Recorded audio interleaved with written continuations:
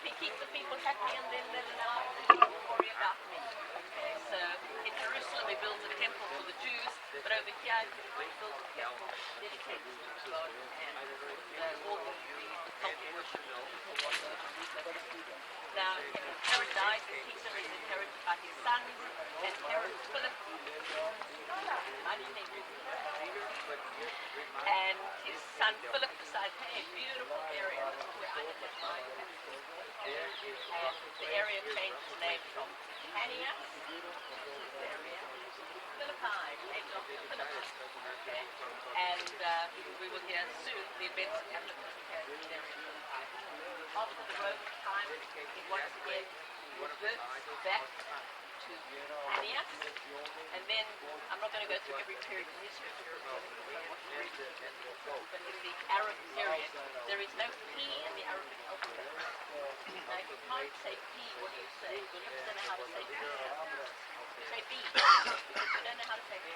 So anything that had a P in it automatically became a B. A B, so Caesarea became Banyas. Today it's Banyas, and this is one of the street called I have never seen it like this thing now. Yeah, I mean, have you ever seen it before? Yeah, sand and remember to pray for rain when you get it. So this is the Herman River.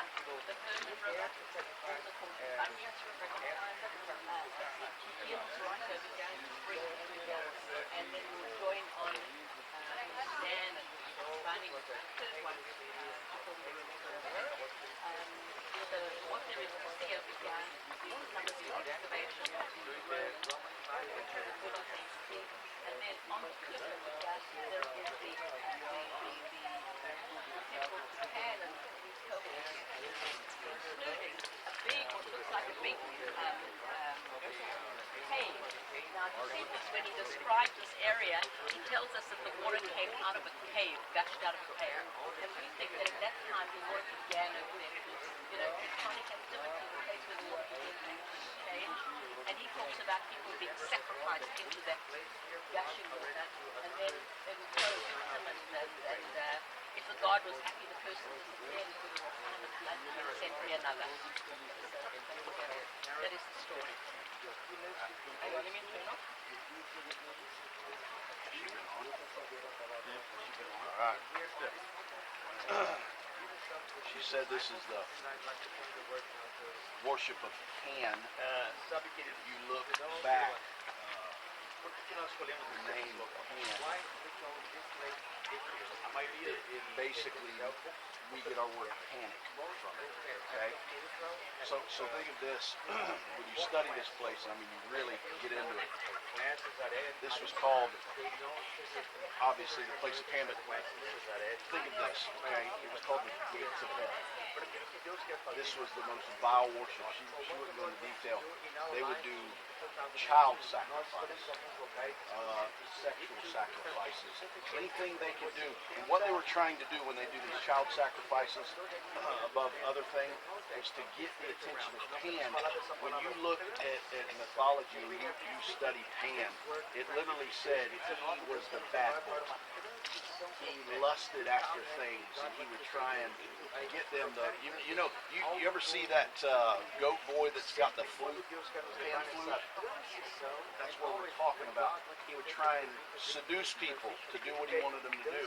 When he couldn't get their attention, he would go into a rage. So he was the god of panic, meaning they would do this. So he was a fertility god. They wanted to be fertile, so they do anything they can. Child sacrifice, whatever. And they believed that when they did these sacrifices or these sexual acts, that Pan would take those down into the gates of hell and would be pleased. So this was literally called the gates of hell. Keep that in mind. Keep that in mind. Literally was called the gates of hell.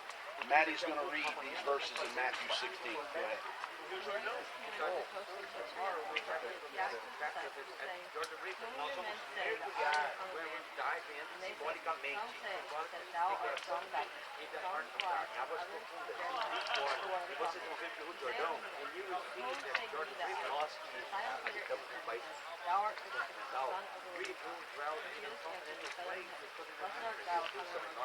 the rivers there are my thought I say it ministry also thou art Peter, upon this rock I will build my church, and the gates of hell shall not prevail over it. Did you catch it?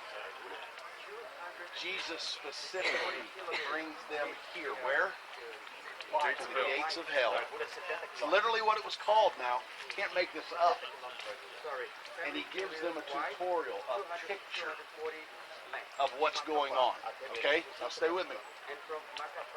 He said, who do you say that I am? And what did Peter say? Man, he hit a home run, didn't he? Preached on it a few weeks ago. Thou art Christ, the Son of the living God. What does Jesus say? Good for you, Peter, because flesh and blood didn't reveal this to you. It was the Father. Now then he goes on, and what Maddie read, didn't she do a good job? Yes. Did a great job. Said, I say also unto thee that thou art Peter, that's Petros, little rock. Okay, and everybody gets this confused. But then Jesus says what? And upon what? This rock. Petros. Big rock. Great rock. What are we looking at? Big rock. Don't you think he would point and upon this rock? Not you, Peter, but upon this rock. What's it higher than? Gates of hell. I will build my church. And what? The gates of hell shall not prevail. Now think of this. He's saying, boys, this isn't going to last long. This isn't going to be forever. What you go through, what you're seeing here, this evil, this wickedness, someday it's going to be taken care of. Now, when you read verse 21 in this scripture, everybody stops there. You know, everybody on the tours, they stop there. Right? So when you go a little farther and you look in verse 21, let me read it real quick. It says, from that time forth began Jesus to show unto his disciples how that he must go unto Jerusalem and suffer many things of the elders and chiefs and scribes, and be killed and be raised again the third day. So he goes on and he tells them after this, the gates of hell shall not prevail. Right? But here's what's going to happen. Here's what's coming. I'm going to have to go, and I'm going to have to suffer, and I'm going to have to sacrifice.